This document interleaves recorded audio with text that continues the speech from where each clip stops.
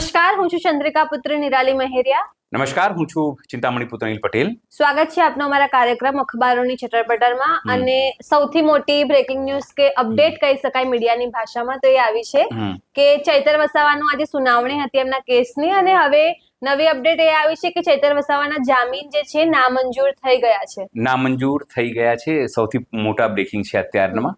કારણ કે છેલ્લા ઘણા સમયથી કેસ ચાલતું હતું અને જે દાવ હતો એમના વકીલોનું કે ભાઈ કેસ બોગસ છે, કેસનું ઊભું કરવામાં આવ્યું છે, કેસ જે છે એ મેન્યુપ્યુલેટ કરવામાં આવ્યું છે, બંદૂક મળી નથી, આ તમામ વસ્તુઓ જે છે એ કહેવામાં આવી હતી. અને આદિવાસી વિસ્તારોમાં પણ મેં તમને કીધું એ પ્રમાણે કહેવામાં આવ્યું છે કે આવ્યું હતું કે ભાઈ આ આદિવાસીઓ માટે લડતા હોય છે એટલા માટે આ કેસ જે છે એ કરવામાં આવ્યું છે. પણ મેં તમને કીધું એ પ્રમાણે કે કોર્ટ પાસે જે પુરાવા હશે, કોર્ટ પાસે જે વસ્તુઓ હશે એ જ વસ્તુઓ જે છે એના આધારે જજ નિર્ણય કરતા હોય છે. આપણે કોઈ જજ ઉપર કે કોઈ ઉપર કોમેન્ટ કરી શકતા નથી. હા, ટિપ્પણીનું તમે એનાલિસિસ કરી શકો, એના જે જજમેન્ટનું તમે એનાલિસિસ કરી શકો, તમે વાતો કરી શકો કે ભાઈ એ જજમેન્ટને તમે સુપ્રીમ કોર્ટમાં પડકારો. પણ સવાલ છે કે ફાઇનલી એક મોટો સેટબેક છે આમ આદમી પાર્ટી માટે અને જે ચૈતર વસાવાના સમર્થકો માટે. એટલે હવે સર આગળ શું થશે, લોકો શું કરશે? મોટી વસ્તુ એ જ છે ને, એટલે કે હવે એમની પાસે સુપ્રીમ કોર્ટ સિવાય બીજો કોઈ રસ્તો સુપ્રીમ કોર્ટમાં જ જવું પડશે. કારણ કે હું તમને કહું, જ્યારે અમે ત્યાં ગયા હતા ત્યારે એવું કહેવામાં અમને આવ્યું હતું કે ભાઈ જેમ કે રાહુલ ગાંધીનું તમે ઉદાહરણ લઈ લઈએ. રાહુલ ગાંધીએ જ્યારે અહીંયા લોકલ કોર્ટમાં સજા થઈ, પછી હાઈકોર્ટે એમને બી એવું કીધું કે ભાઈ તમારો સજા બરકરાર છે. સુપ્રીમ કોર્ટમાં ગયા, તમને રાહત મળી હતી એ સમય દરમિયાન, અને એમનું જે સાંસદી છે તે બચી ગઈ હતી. પણ ગુજરાત ચૈતર વસાવા માટે સારી વાત એ છે કે હજુ સુધી તેમનું ધારાસભ્ય પદ લેવામાં આવ્યું નથી. હવે તો કોઈ પણ સમય લઈ શકે ને? લઈ શકે, સરકાર ઈચ્છે તો લઈ શકે. નામંજૂર થઈ ગયું એનું મતલબ શું થયું કે એવું સ્પેક્યુલેશન છે કે જે ચૈતર વસાવાને ભારતીય જનતા પાર્ટી લેવા માંગતી હતી એ કદાચ એ ઓપરેશનમાં સફળ થઈ નથી. એવું જશે એવું મને માનવું છે. અને મને લાગે છે કે જે અરવિંદ કેજરીવાલ અહીંયા આવ્યા હતા અને એમને મુલાકાત કરી હતી એના પછી આ તમામ વસ્તુઓ થઈ હશે એવું આપણે માની શકીએ. કેજરીવાલે આશ્વાસન આપ્યું હશે કે તમે ચિંતા ના કરો તમારા ફેમિલીનું, કે તમારું જે આપમાં જે પણ તમારું વર્ચસ્વ છે એ બરકરાર રહેશે. વર્ચસ્વ બરકરાર રહેશે. સુપ્રીમ કોર્ટ સુધી તમારી સાથે લડી લેવાની અમારી તૈયારી છે. તમને બહાર કાઢીશું. અને રીઝન શું તમે જુઓ, અત્યારે આમ આદમી પાર્ટી પાસે ચહેરા તરીકે કોણ? તો ચહેરા તરીકે બે ત્રણ છે.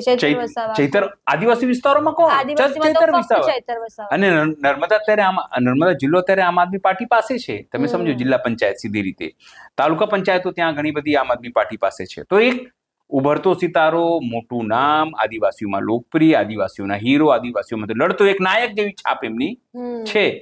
તો અહીંયા સરકારે જો નામંજૂર કરી, મેં તમને કીધું એ પ્રમાણે કે એમની પાસે સુપ્રીમ કોર્ટનો રસ્તો છે, પણ સાથે અલગ અલગ પ્રકારના હવે રિપ્લિકેશન્સ થશે કે શું હવે શંકર ચૌધરી જે અધ્યક્ષ છે વિધાનસભાના, એમનું નામ હવે સભ્ય પદમાંથી દૂર કરશે? સવાલ એ છે ને. જો એ દૂર કરશે તો આદિવાસી વિસ્તારોમાં કેવા પ્રકારના અસર પડશે? કારણ કે જો ચૂંટણી નજીક છે, તમારે 6 મહિના પછી ચૂંટણી કરવાની છે. જો તમે અત્યારે એમને ગેરલાયક ઠેરવો તો આગામી 6 મહિનામાં તમારી ચૂંટણી કરવી પડશે. અને ચૂંટણી કર્યા પછી તમે જો, સ્વાભાવિક છે કે સહાનુભૂતિ ખૂબ હોય, બી જિલ્લામાં તમે જાઓ તો સહાનુભૂતિ ખૂબ હોય. એવું નથી. ત્યાં આદિવાસી વિસ્તારોમાં તમે જુઓ તો મનસુખ વસાવા, ત્યાં દર્શના દેશમુખ, બીજેપીના બીજા લોકો ત્યાં આંદોલનોમાં પાર્ટ લઈ રહ્યા છે સરકારના વિરુદ્ધમાં જ. શેના માટે? તો તે ખાડો પૂરી શકે ચૈતર વસાવાને, એના માટે. પણ હું તો ગયો તો ત્યાં લોકો એવું કીધું કે ના, ચૈતર વસાવો તો આજે અમારે બેસવું પડત નહીં. ચૈતર વસાવો લડાયક મોડમાં છે. બીજો એક એવું પણ લોકો કહી રહ્યા છે કે જો સજા થઈ જશે તો પછી 7 વર્ષ સુધી ઇલેક્શન ના લડી શકે એવું કંઈક હોય. તો એનો મતલબ જે આ 6 વર્ષ સુધી, સમજો 7 વર્ષ સુધી જેલ રહે, 6 એટલે 13 વર્ષ થઈ જાય એને. તો પછી તો એ 27 માં તો ના જ લડી શકે. બિલકુલ. અને પછી આવનારા 27 પહેલા પણ જો જરૂરી નથી. હું તમને હજુ બી કહું છું નિરાલી, એ ના લડે પણ એના કોઈ પ્રતિનિધિ, એમના વાઇફ, એમના પત્ની, એમના નિરંજન વસાવા, એમના મિત્ર, કોઈ બી લડી શકે ચૂંટણી. કારણ કે ચહેરો, હજુ હું તમને કહું, બિયોન્ડ ધ ઇલેક્શન થઈ ગયું છે. અત્યારે ચૈતર વસાવા માટે ચૂંટણી મહત્વનું નથી, MLA પદ મહત્વનું નથી, એ હીરો થઈ ગયા છે પોતાના વિસ્તારમાં. કારણ કે હું ગયો છું, મેં સાગબારામાં જોયું છે, લોકો કહે છે કે જો ચૈતર વસાવા હોત તો આજે અમારે અહીંયા ઇલેક્શન, અહીંયા ભૂખ હડતાલ ઉપર કે હડતાલ ઉપર કે છાવણીમાં બેસવી પડત નહીં, ધરણા ના કરતે. ચૈતર વસાવા ઉભા રહે છે, લડાયક છે, અમારા માટે કંઈ બી કરી શકે છે, એવી છાપ છે. એટલે ચૈતર વસાવા MLA હોય કે ના હોય, હવે હીરો છે પોતાના વિસ્તારમાં, એ તમારે સ્વીકારવું પડશે. અને એને જ લઈને અરવિંદ કેજરીવાલ તેમને મળવા આવ્યા હતા. અરવિંદ કેજરીવાલ જો બહુ દૂરદ્રષ્ટા નેતા છે, હું વ્યક્તિગત કહું, એ જો કહેવાય ને કે ભણેલા ગણેલા નેતા હોય તમારે તો તમને શું ફાયદો થાય. અરવિંદ કેજરીવાલ ભલે દિલ્હી હારી ગયા, પણ એમનું મોડેલ તમે જુઓ, શિક્ષણનું મોડેલ કેવી રીતે ફેમસ થયું એમણે કર્યું ને.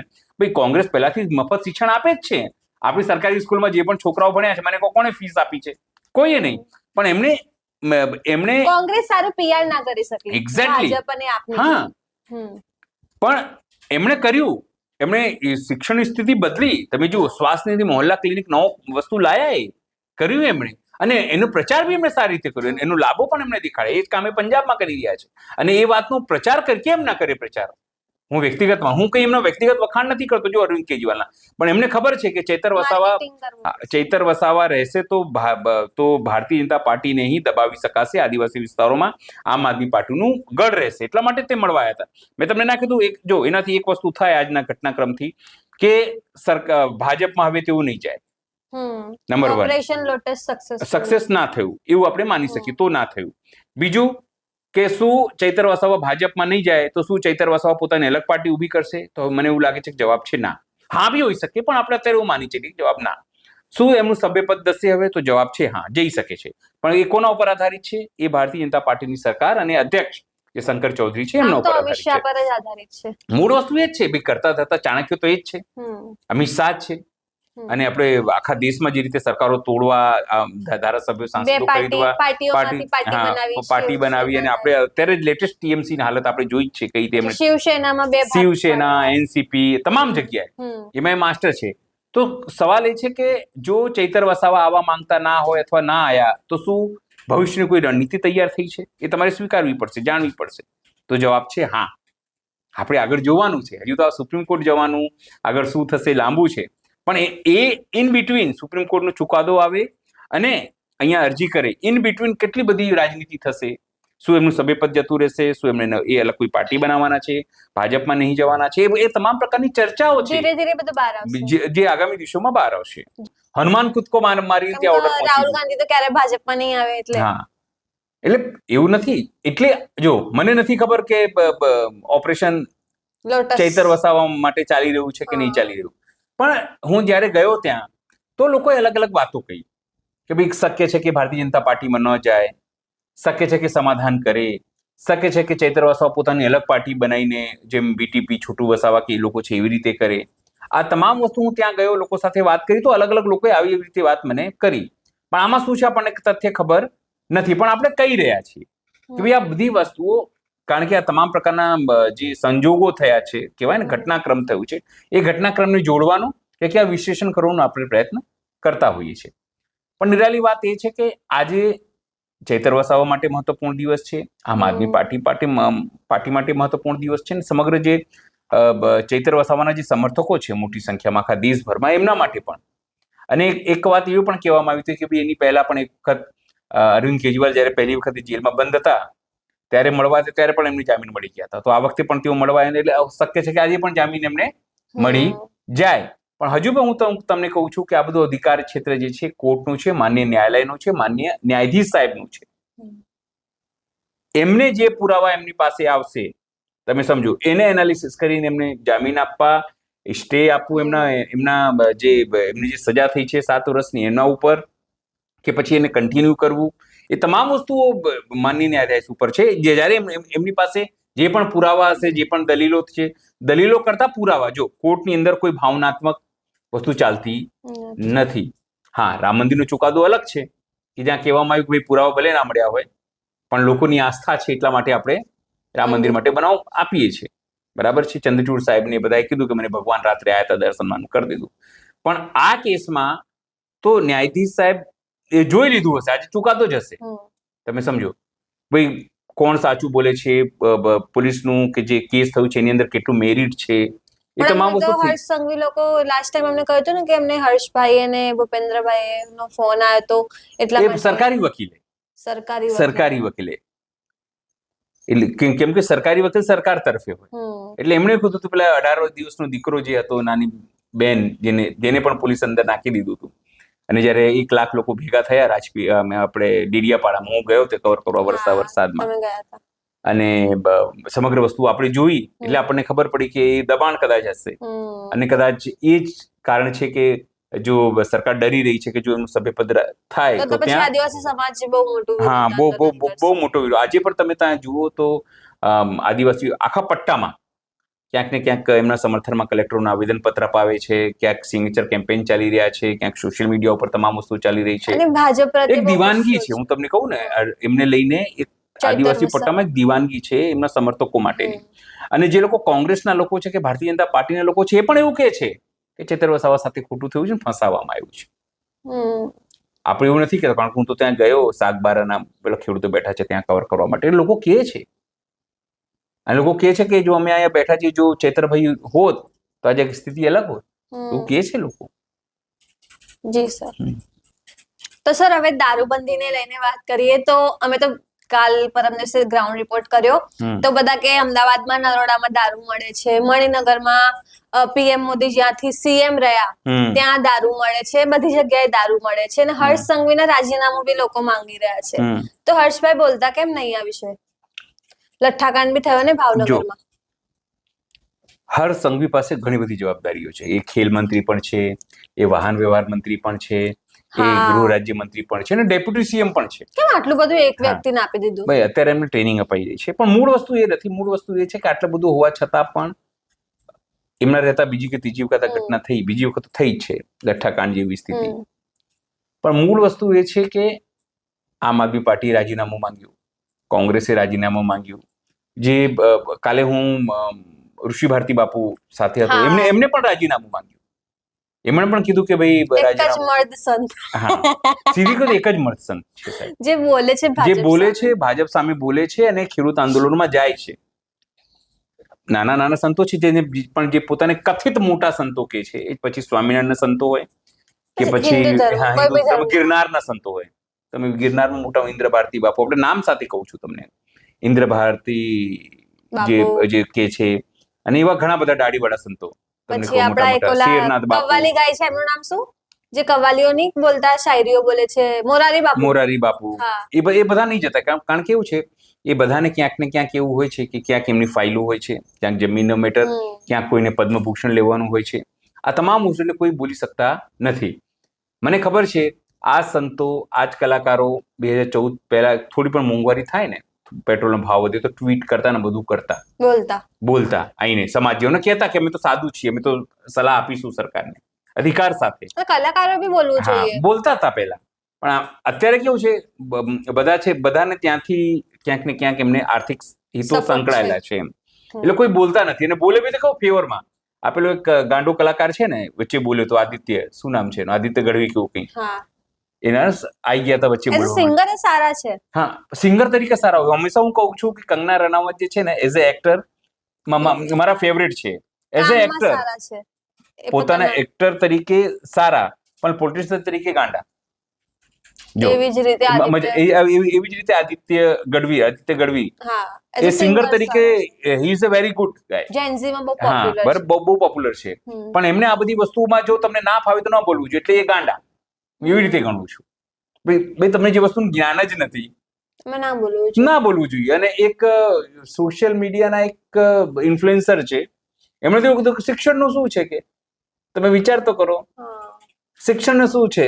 એમનાથી વધારે ગટ્સ તો કીર્તિ પટેલ અને બન્ની ગજરામાં છે. બોલે તો છે કે બોલે છે નહીં, બોલે છે એટલું જ નહીં, એ લોકો કૃષિ મંત્રીના ઘરે ગયા હતા ભાવનગર. તમે વિચાર કરો. એટલે એ સારા ના. હું તો વ્યક્તિગત કહું છું, જો મારે સ્ટુડિયોમાં બન્યા તો 1.5 કલાકનો ઇન્ટરવ્યુ કરી નાખીએ. ઇમ્પ્રેસ થઈ ગયું યાર. તમારે જે બી એની છાપ હોય, હું તમને કહું, કીર્તિ પટેલની કે બન્ની ગજરાની જેવી પણ છાપ હોય, તમે એને સારા માનતા હોય, ખરાબ માનતા હોય, ભલે ગટ્સ તો છે, હિંમત તો છે. બાકી તો પેલા કાલે ઋષિ ભારતી બાપુએ કીધું કે જો ના એ બળવા છે તો મારા માટે આ બધા જે લોકો નથી જતા એ લોકો બળવા છે. કેવું પડે આપણે કે યાર જેનું તમે અન્ન ખાઓ છો યાર તમે ના જાઓ યાર. અને પછી તમે મોટી મોટી વાર્તા કરો. એક જગ્યાએથી મને મેસેજ આવ્યો કે અમારા દશામાનો કાર્યક્રમ છે તમે આવશો, એટલે મેં કીધું કે વાંધો નહીં. પછી ખબર પડી કે ત્યાં એક ગાયક આવે છે, બારોટ કવિરાજ જિગ્નેશ. હા એ આવે છે. મેં કીધું નથી જો, જિગ્નેશ કવિરાજ. મેં કીધું આ બધા ખાલી કહેવા માટે છે કલાકારો. જે વ્યક્તિ બોલી ના શકે ને સાચું, જો જે વ્યક્તિ, આપણે કોઈને વિરોધ નથી કરવાનો, સાચું તો તમે બોલો કે આ ખોટું છે, અને તમે ખોટું જ ના બોલી શકો, ખોટા ને ખોટા, તો તમારે રહેવાનું નહીં રહેવાનું શું ફાયદો? તમે ગીતો ગાઓ જાઓ.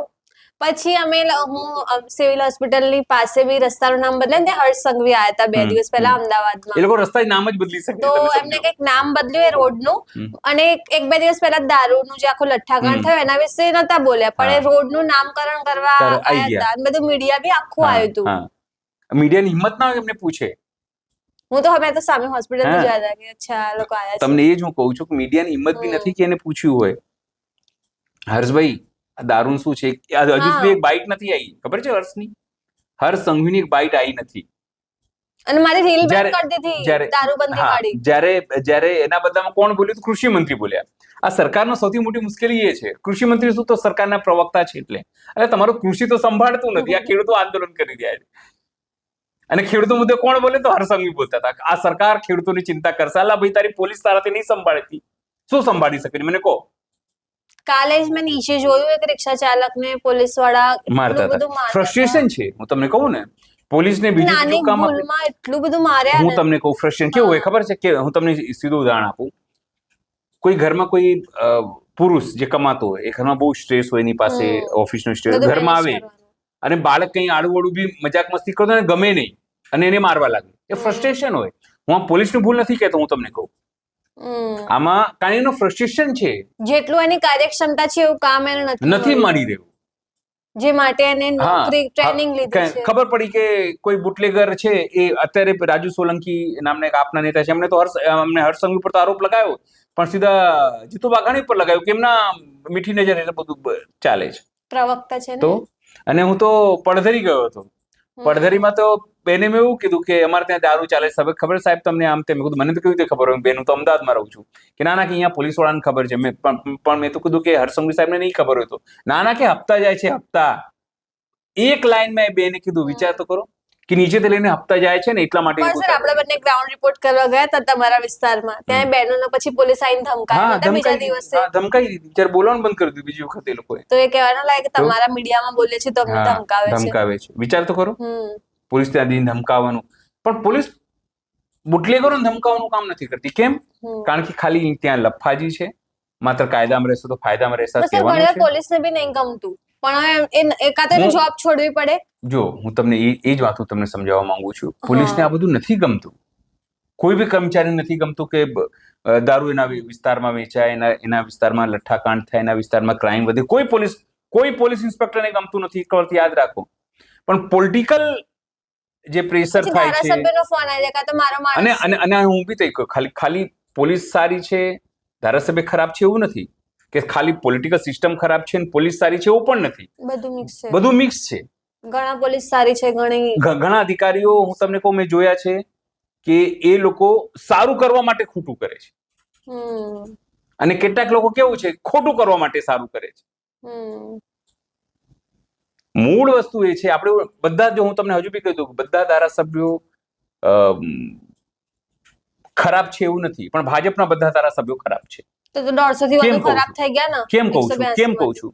જે ધારાસભ્યો ખેડૂતો વિશે ના બોલી શકે, સ્ટેન્ડ ના લઈ શકે, એમના ત્યાં ના જઈ શકે, એ ખરાબ જ છે. 162 ધારાસભ્યો જે છે એમાં ભૂપેન્દ્રભાઈ પટેલ પણ આવી ગયા, કૃષિ મંત્રી. પણ તમારા એક બાઈટ તમે જોઈ હતી ને, જેમાં એક ખેડૂત કહેતા હતા તમને કે ભૂપેન્દ્રભાઈ તો શહેરના માણસ છે, બિલ્ડર લોબી છે, એમને ગામડામાં શું તકલીફ છે શું ખબર પડે? આના પણ એમને જમીનની ભાવ ખબર પડે, એટલા માટે જમીનો વેચાઈ રહ્યા છે. સ્ક્વેર ફીટના કેટલા, ઇંચના કેટલા, એક પ્લોટ લઈને અડધું વેચીને કેવી રીતે બંગલો બનાવાય. બિલ્ડર લોબી છે ને એટલા માટે. મૂળ વસ્તુ દારૂબંધીની છે, અને હું વ્યક્તિગત માનું છું કે જેમ ધર્મેન્દ્ર પ્રધાનનું રાજીનામું લઈ લેવો, એવી જ રીતે હું તો કહું ગુજરાતમાં પણ એક મોટું આંદોલન થવું જોઈએ જેનાથી હર્ષ સંઘવીનું રાજીનામું લઈ લેવામાં આવે. પણ સર, ગુજરાતમાં કેવું છે, તમે ભૂપેન્દ્ર પટેલ વિશે બોલશો તો મારી વ્યક્તિગત રીલ ઇન્સ્ટાગ્રામ પર બેન કરી દીધી, કેમ કે મેં કોલેબ કર્યું હતું ન્યૂઝ પોર્ટલ સાથે, જેમાં એક ભાઈ એવું બોલતા હતા કે હર્ષ સંઘવીના ત્યાં હપ્તા જાય છે, તો સપોઝ મારી એક રીલ બેન થઈ છે તો એનું આંદોલન કરવા જાઉં તો મારું અકાઉન્ટ જ બેન કર બધું જ કરશે, તો પછી આંદોલન કેમ ન થાય? હું તમને એ જ કહું છું. કાલે અમારા એક મિત્ર છે ભારતીય જનતા પાર્ટીમાં, એમનો ફોન આવ્યો, એક રીલ તમે બેન કરો ને, ડિલીટ કરી દો ને, એટલે મેં શું ખરાબ બોલે છે. તેમનું તર્ક એવું હતું કે યાર કોઈ એક વ્યક્તિને ટાર્ગેટ કોઈ કરે છે. મેં કોઈ એક વ્યક્તિ એટલે કોણ? મોદીજી. હા, તો કે મોદી સાહેબ. મેં કીધું એ બેન ખાલી એટલું જ કહે છે કે જસદણમાં જયારે 20 વર્ષ પહેલા જયારે મોદી સાહેબ આવ્યા હતા ત્યારે એમને હું ભગવાન માનતી હતી કે કંઈક કરશે, પણ એ ભગવાન જેવા કંઈ એમને કામ કર્યા અને બસ એટલું જ બોલ્યા. એટલે મેં એમને એવું કીધું કે પણ મોદી સાહેબ બી તો નહેરુ થી માંડીને બધાને ગાળો આપે છે. નહેરુ ક્યારે હતા? હા, વ્યક્તિગત આપે છે ને. ક્યાં છે? એમને એવું કીધું કે તમે સિસ્ટમને કોણ, અમને ક્યાં ના પાડીએ છે.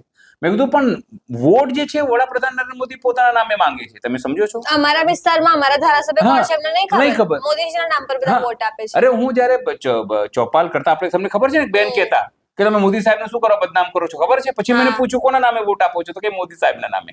હવે મોદી સાહેબના નામે વોટ આપો છો તો બોલશો કોને? મોદીજીને બોલવું પડશે ને. તો તમને મરચા શેના લાગે છે? પણ એમને કીધું ચલો કોઈ વાંધો નહીં, તમારી મિત્રતામાં હું ડીડ તો કરી દઉં, પણ હવે નહીં કરું. મૂળ વસ્તુ એ છે, એક રીલ આપણે કાલે ડિલીટ મારી. મિત્રતામાં તમને કહી દઉં. પણ એક વાત યાદ રાખો કે જ્યારે જવાબદાર મોદી સાહેબ છે, જીતનો શ્રેય એ આપો છો, વોટ તમે એમના નામ આપો છો, તો લોકો ભાંડશે બી કોને? અને તો હર હર મોદી, ઘર ઘર મોદી. અને મારી બહેનો, તમે ₹1.50 50 પૈસાનો પત્ર લખજો તો હું સાંભળીશ. તો તમારે બોલતા પહેલા વિચારવું જોઈએ ને. આ બધી હું બોલીશ તો કાલ ઉઠીને મારા વિરુદ્ધમાં જ ઉપયોગ થશે. 15 લાખ આપીશ. 15 લાખ તો ચલો જુમલો થઈ ગયો, પણ ઉજ્જવલા યોજના અત્યારે આંદોલન ચાલે છે અહીંયા ભેટાવાળા ગામ છે, ત્યાં કેમિકલ યુક્ત પાણી. વિચાર કરો 10 વર્ષમાં 21 લોકો તો ખાલી કેન્સરથી મરી ગયા છે, અને 15-17 લોકો હજુ બીમાર છે. આસપાસના ગામડાઓની વાત કરીએ 100 થી વધારે લોકો આંકડો થાય. આ વિકાસ છે. અને તમે કહેતા હતા ને ત્યાં ગુલાબની ખેતી પણ થાય. ગુલાબની, જે અમદાવાદમાં ગુલાબ આવે છે ને, એ ત્યાંથી જ આવે છે, વિસ્તારોમાંથી જ આવે છે, પણ ત્યાં નરક થઈ ગયું છે અત્યારે. તમે વિચાર કરો, છોકરાઓ પાણી પીવા નથી જતા સ્કૂલોમાં તરસે ઘરેથી પાણી લઈ જાય છે, અને જો પાણી ખલાસ થઈ જાય ને તો તરસ્યા રહે છે 2-3 કલાક. અને જે મધ્યાહન ભોજન બને છે ને, એવું કહે છે કે ભાત બને, ભાત લાલ થઈ જાય છે પાણીથી, એટલે ફિલ્ટરનું પાણી લાવવું પડે છે. ત્યાં ધારાસભ્ય અને કોણ છે? ત્યાં પેલા ભૂપેન્દ્રભાઈ ચુડાસમા હતા, અત્યારે કિરીટસિંહ ડાભી છે. એટલે ભૂપેન્દ્રસિંહ ચુડાસમાએ ત્યારે એક વખત એવું કીધું કે અહીંયા કેનાલનું, નર્મદાનું પાણી આવી જશે અને તમને ગુલાબની ખેતી જોડતા, તમે ગુલાબમાંથી ગુલકંદ બનાવો. શું કહેતા? ગુલકંદ. પણ એ બધા લોકો કાંસ સાહેબ બની ખરી, પણ એમાં નકરો કેમિકલ આવે છે, અમારી ખેતી બરબાદ થઈ જાય છે. અને ગુલાબમાંથી ગુલકંદ તો ના બની, પણ ગુલાબમાંથી ગંદકી થઈ ગયું છે. એમની તો આજીવિકા જ ગુલાબની ખેતી પર. એક્ઝેક્ટલી, તમને કહું. એટલે મૂળ વસ્તુ એ છે, હું વ્યક્તિગત માનું છું એક મોટું આંદોલન થવું જોઈએ અને હર્ષ સંઘવીનું રાજીનામું લઈ લેવું જોઈએ. હું વ્યક્તિગત એવું માનું છું. હું બી માનું છું. અકાઉન્ટેબિલિટી સ્વીકારતા. બિલકુલ, એકાઉન્ટેબિલિટી. જો આપણું કોઈ વ્યક્તિગત દુશ્મન છે હર્ષભાઈ ઝેન્ઝી છે, ભલે થોડા ઉંમર વધારે છે, ઝેન્ઝી નથી, મિલેનિયલ છે. ચલો મિલેનિયલ છે, 40+ ઝેન્ઝી ના હોય. ચલો ઓકે. નહીં, પણ ભારતીય જનતા પાર્ટીમાં તો હોય. જો 75 વર્ષમાં ઝેન્ઝી હોય, ફ્રેન્ડ્સ કહેતા હોય, તો પછી એ તો અલ્ફા કહેવાય, સમજો. Zen alpha. મૂળ વસ્તુ એ છે કે અથવા એમને રાજીનામું આપી દેવું જોઈએ કે ભાઈ હું નહીં સંભાળી શકતો, અથવા તો મારી થોડી મિનિસ્ટ્રી લઈ લો, મારી પાસે એક જ રાખો જેના ઉપર હું કરું, અથવા તો મોટું આંદોલન કે એનું રાજીનામું પડતું કરી દેવું જોઈએ. અને આ થવું જ જોઈએ. કોંગ્રેસ પર રાજીનામા આયા છે. મેં તમને એ જ કહું છું કે એકાઉન્ટેબિલિટી તો ફિક્સ થવી જોઈએ કોઈની. ખાલી તમે એક પીઆઈ ને કે 4 કોન્સ્ટેબલોને સસ્પેન્ડ કરો, થોડું ચાલે. અને કે સુરેશ સલીમ બનશે, એ બધામાં જ રસ છે એમને, તમે સમજો. પણ હું તો હજુ બી કહું છું, હું ફરી દોહરાવું છું કે આમાં રાજીનામું લઈ લેવું જોઈએ. વડાપ્રધાન નરેન્દ્ર મોદીની હું અપીલ કરું છું, અને હું તો અમિતભાઈ શાહની બી અપીલ કરું છું, તમે આમનું રાજીનામું લઈ લો. નથી સંભાળી શકી રહ્યા, એ કાબિલ નથી. જે વિશ્વાસ તમે એમના ઉપર રાખ્યો તો એ વિશ્વાસ નથી ટકાવી શકી રહ્યા. બદનામ થઈ રહ્યું છે ગુજરાત. અને એમને કોઈ મિનિસ્ટ્રી બી ના આપવી જોઈએ. એવું નહીં કે ખાલી બદલી લઈ લેવું જોઈએ, એમને મિનિસ્ટ્રી બી ના આપવી જોઈએ. કોઈ એમને ધારાસભ્ય તરીકે જ એમને કસરત કરાવી. ઘણા બધા યુવાનો છે યાર, તમે જુઓ. હું નામ નહીં લઉં, નામ લઈશ તો તમને બધા એવું કહેશે કે આ ભાઈ આનું ફેવર કરે છે. લાંબુ લિસ્ટ છે ભારતીય જનતા પાર્ટીમાં યુવાનોનું, ધારાસભ્યમાં બી ઘણા બધા છે, કે તમે એમને જવાબદારી આપો ને યાર. અથવા નવા નવાને તમે ચાન્સ આપો. તમે માનો છો નવાને ચાન્સ આપવામાં, તો તમે નવાને કેમ ચાન્સ નથી આપતા? હું વ્યક્તિગત ગુજરાતમાં તો મિનિસ્ટ્રી ભૂપેન્દ્રભાઈ થી વધારે મિનિસ્ટ્રી હર્ષભાઈ પાસે છે. એમાં બી વાંધો નથી, પણ એ સંભાળી નથી શકી રહી, હકીકત છે. એટલા માટે આ તમામ વસ્તુ થઈ રહી. જો એસટીમાં હું સાહેબ સફર કરું છું, અત્યારે જોઉં છું એસટીની હાલત ખરાબ. તમે જુઓ, તમે ત્યાં બાથરૂમ હોય ને, તમે જુઓ ગંદી નકરી ગંદી વાસ આવે, તમે ઉભા ના રહી શકો. ખડખડ ખડખડ ખડખડ. બસ અમે લોકો, હું અને વૈભવ જતા હતા અંકલેશ્વર થી ભરૂચ, ખડખડ માથું દુખી ગયું. એ બી ખરાબ. પોલીસ તંત્રની પણ હાલત ખરાબ. એમને તમે આજુ અત્યારે ખેલ મહોત્સવ કઈક વસ્તુ હોય, છોકરાઓ ઇનામ જ લેવાના આયા, એટલે તમારો ખેલ મંત્રી છે એ તરીકે બી તમે નિષ્ફળ. અને પછી વાતો કરે છે ઓલિમ્પિકની. તમને વાતો કરી શકે. જો હજુ બી હું તમને કહું છું, વાતો કરવામાં ક્યાંય પૈસા લાગતા નથી. પણ સવાલ ખાલી એટલું જ છે નિરાલી, કે હર્ષ સંઘવીને રાજીનામું આપી દેવી જોઈએ. જો ઇજ્જત બચાવી હોય તો, પોતાની નહીં, ભારતીય જનતા પાર્ટી. જી. હવે ખેડૂતોનું પૂછીએ તો કાંતિ અમૃતિયાએ કહ્યું ને કે વ્હાઇટ નાણાં મળશે 70 લાખ. અને જીતુ વાઘાણીને એવો કોઈ પત્રકારે સવાલ કર્યો કે દ્વારકાને દુષ્કાળગ્રસ્ત જાહેર કરશો, તો એમને એવો જવાબ આપ્યો કે આપણે દ્વારકાધીશના ચરણોમાં વંદન કરીને પ્રાર્થના કરીએ કે દ્વારકાધીશ વહેલો વરસાદ આવે અને સારો એવો વરસાદ આવે. આ શું છે? તો દ્વારકાધીશને થોડી આપણે મંત્રી બનાવ્યા છે. જો તમને કહું, આવું જ નિવેદન બહુ સમય પહેલા આરસી ફળદુ હતા, પ્રદેશ અધ્યક્ષ, કાલાવાડના ધારાસભ્ય, એમણે આપેલું. ક્યાંક રાજકોટમાં કોઈ ખેડૂતે આત્મહત્યા કરી હતી અને પત્રકારે પૂછ્યું કે સાહેબ ખેડૂતે આત્મહત્યા કરી શું? તેમણે કીધું જેવી ઉપરવાળાની ઈચ્છા. શું કીધું તેમણે? ઉપરવાળા. તો ઉપરવાળાનું નામ એ પ્રધાનમંત્રી બનાવીએ. મૂળ વસ્તુ એ છે. આમણે પણ આવું જ કીધું. પણ મૂળ વસ્તુ તો છે, આપણા દેશમાં ખેતીની સ્થિતિ ખરાબ છે. અત્યારે લગભગ રાજ્યના અડધા જિલ્લાઓમાં આંદોલન થઈ રહ્યા છે ખેડૂતોને લઈને. એટલે કૃષિ મંત્રી તો ફેલ છે. કૃષિ મંત્રી પણ રાજીનામું એમને પણ આપી દઉં છું. હું તો વ્યક્તિગત એવું કહું, ના એ નહીં આપે. જેમ હર્ષભાઈ, આ લોકોનું કોમ્પિટિશન છે. આ નહીં આપતો હું શું કરવા આપું? હર્ષનું લો પેલા, પછી હું આપીશ. હર્ષ કે હું શું કામ હું શું કરવા? પેલા જીતુ વાઘાણી લો. પેલા ખેતીમાં એનું આંદોલન શરૂ થયું હતું, તમે સમજો.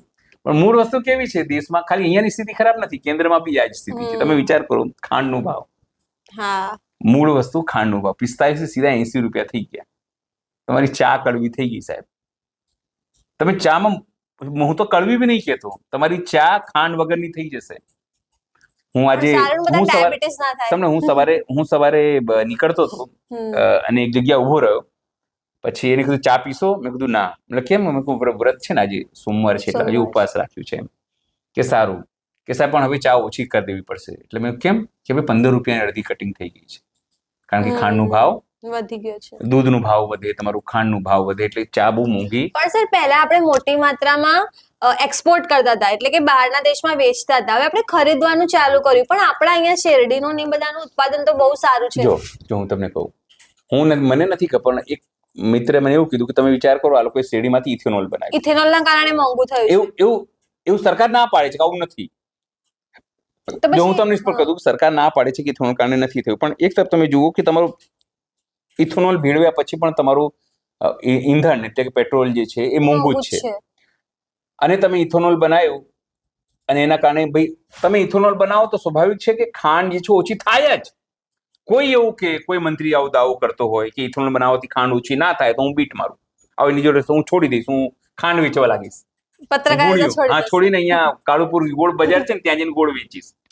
ઇથેનોલ બનાવો તમે તો તમારી ખાંડ ઓછી થાય. તો થાય તો સ્વાભાવિક છે ને, એમાં મિક્સ એક પ્રોડક્ટ. હા, સમજો ને તમે વાત એમાંથી. પણ મૂળ વસ્તુ એ છે કે એ લોકો અત્યારે કેટલાક જે ભક્તો કદાચ આપણને સાંભળતું ગાળો આપશે, તમને કહું, ફોન કરશે, હા, કે આ ગપ્પુ મારે છે, આવું છે જ નહીં, કે આવું અલગ રોકેટ સાયન્સ લાવ્યો મારો ભાઈ. પણ તમે તો વિચાર કરો, 80 રૂપિયા થઈ જાય, 45 સીધા 80, તો સામાન્ય ઘરનું લોકોનું, જે લોકો આખા મહિનામાં ભાઈ એકલું તો કોઈ વાપરતું નથી, 3-4 કિલો પ્લસ તો થાય જ, બરાબર છે. એટલે સીધું તમારું 100 થી 150 રૂપિયા તમારું ભાવ વધી જાય તમારે દર મહિને. દૂધમાં તમારો ભાવ વધે, શાકભાજીમાં વધે, કરિયાણામાં વધે. એટલે સીધા એ તમે અલ્ટિમેટલી તમે જુઓ ને તો સીધા 4-5 હજાર રૂપિયા એક્સ્ટ્રા તમારો અત્યારે જ વધી જાય. કારણ કે અત્યારે દિવાળી આવશે, સાહેબ, ફરસાણની તમામ આઈટમો, રક્ષાબંધન, મીઠાઈની તમામ સાધનો, તમામ વસ્તુઓ, જેટલી મીઠાશ વાળી વસ્તુ છે બધું મોંઘું થઈ જશે. એટલે સરકારની બુદ્ધિ કેમ નથી? આ અચ્છે દિન આएंगे કહીને આ સરકાર આવી હતી. પણ સર એક વ્યક્તિના સપોઝ નીતિન ગડકરીના છોકરાની કંપની માટે આખા એ જ દેશના કંપની નથી, એવી જો તો સંખ્યાબદ્ધ કંપની છે જે લોકો સરકારને સીધી રીતે એટલે ભારતીય જનતા પાર્ટીને ચંદો આપે. પણ સર એ થોડાક લોકો માટે 4-5 કે 10 લોકો માટે આખા કરોડોના દેશવાસીઓને થોડી ના મોંઘવારીમાં નાખી શકાય. ટ્રેડ ડીલ થઈ છે ને, ખબર છે ટ્રેડ ડીલ થઈ ગઈ. આજે જે મેં છાપામાં જોયું ટ્રેડ ડીલ લગભગ પૂર્ણતા ના રહે છે. કોને બચાવવા માટે એવું આરોપ લગાવે છે કોંગ્રેસ કે એ અદાણીને બચાવવા માટે, એક વ્યક્તિને બચાવવા માટે આખા દેશની કેવી રીતે? હા, સીધી વાત છે ને, આ લોકોને એવું જ છે. અમારું સિસ્ટમ પ્રોપર રહેવું જોઈએ. અદાણી એટલે કોણ? તો ભારતીય જનતા પાર્ટીનું ઇકોનોમિક સિસ્ટમ. એવો આરોપ લગાવે છે રાહુલ ગાંધી. હું નથી કહેતો આર્થિક સપોર્ટર. જો આપણી પાસે તો કોઈ પુરાવા નથી. આપણે તો છાપામાં વાંચીએ, જે ટીવીમાં જોઈએ, જે મીડિયામાં જોઈએ, જે સોશિયલ મીડિયામાં જોઈએ, એના આધારે એનાલિસિસ કરતા હોઈએ છીએ. જી સર, તો ધન્યવાદ વાત કરવા બદલ. તો તમે આ તમામ મુદ્દે શું વિચારો છો અમને જરૂરથી કમેન્ટ કરીને જણાવજો. અત્યાર માટે બસ આટલું જ. એ સિવાય તમે અમને મારા ફેસબુક અને ઇન્સ્ટાગ્રામ પર પણ ફોલો કરી શકો છો. ધન્યવાદ.